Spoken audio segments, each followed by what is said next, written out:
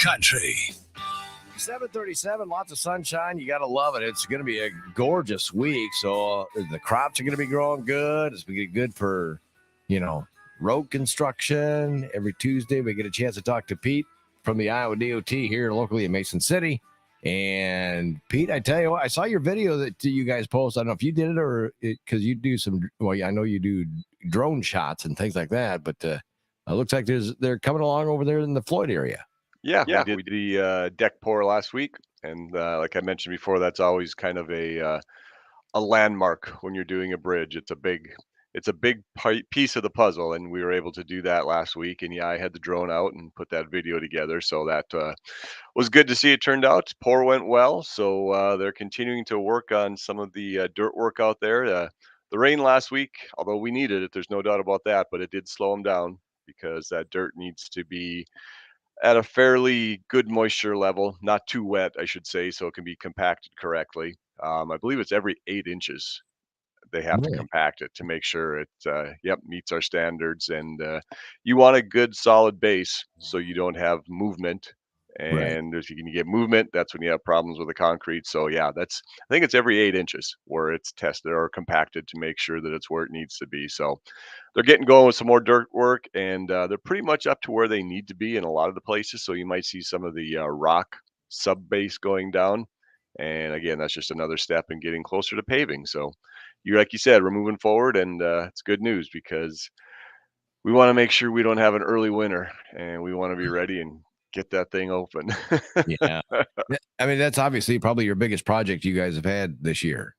This year, yeah, that probably is our biggest project in our 19 county district. So yeah, that's it's been fun to watch. It's crazy when you think about what it looked like, in March, April. It was just the intersection, nothing there. Now I believe at the peak, the road bed is like 20 feet higher than it was in April. Really? So that's a lot of dirt.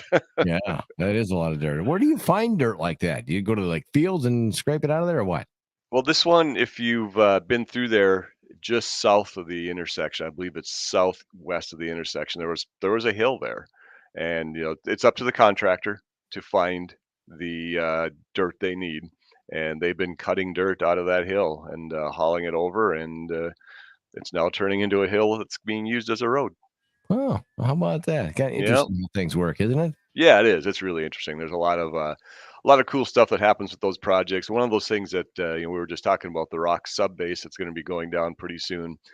That rock is actually going to be the old concrete that the contractor busted up, and then they crush it, and then they will reuse the old concrete as the rock sub base. So we reuse whatever we can to make sure things work as efficiently and as economically as possible.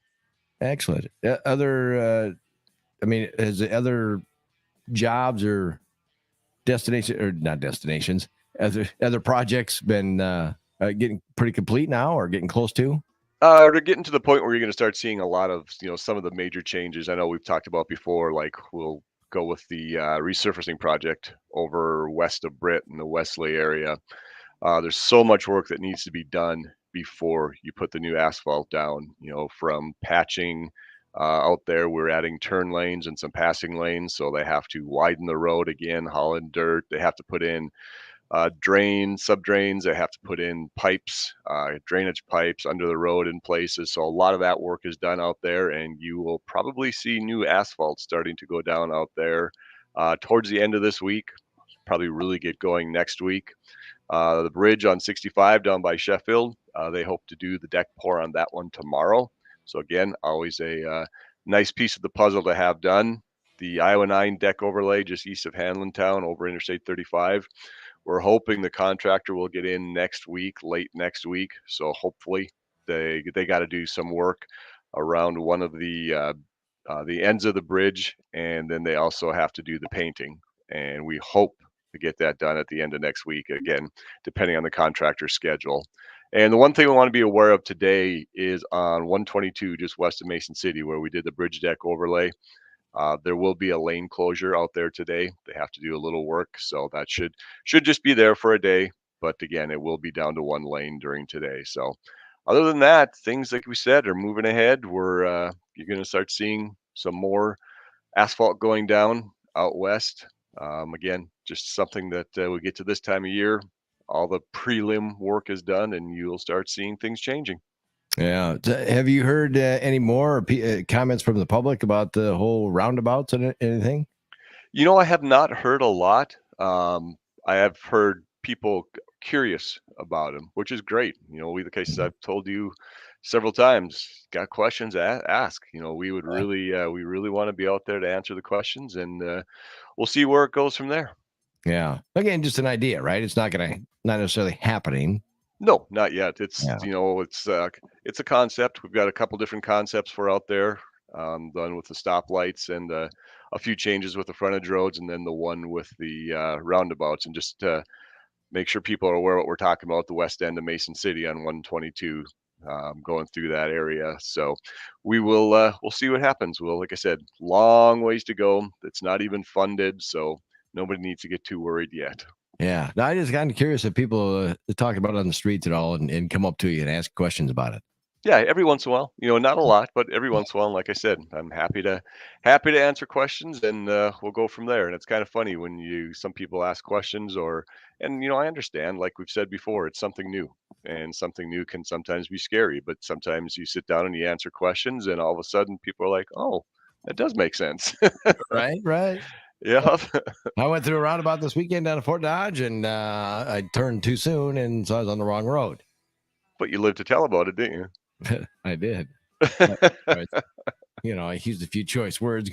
I turned off too soon. I'm going, what? Because it was like a 5 exit Sure. roundabout, and I took the one too soon, and then my GPS was like recalculating. Yeah. Do you know how many people have asked me questions and laughed and been confused about the five-way stop in Mason City? You're from out of town, Oh yeah, so bottom line is it's something new. Yes, there will be a learning quote unquote curve right. if it does happen or whatever, but we'll see. We'll see how things play out and find out what happens. Well, there you go. Well, as always, Pete, we keep this video up on the website, 987kisscountry.com, and it's shared on our social medias and everything else. So in case people are just tuning in and going, oh, I missed the segment again. Yeah. There's some very important information here, folks. You got to go back and watch the video. There you go. Pete, have yourself a wonderful week, all right? All right, you do the same, Jay. That's the good stuff.